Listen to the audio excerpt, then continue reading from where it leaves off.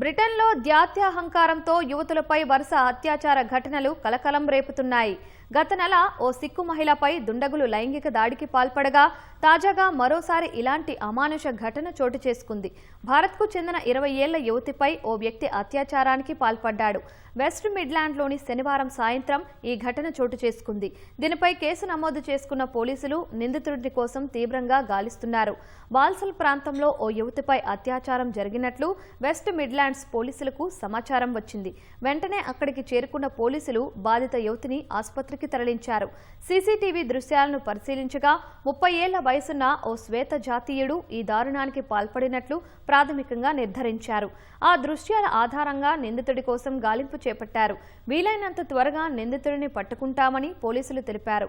బాధితురాలు పంజాబీ యువతి అని యూకే సిక్కు ఫెడరేషన్ వెల్లడించింది. దుండగుడు ఆమె ఉంటున్న ఇంటి తలుపు బద్దలు కొట్టి అత్యాచారానికి ఒడిగట్టినట్లు తెలిపింది. గత నెల ఓల్డ్ బరీ ప్రాంతంలో ఓ సిక్కు మహిళపై లైంగిక దాడి జరిగింది.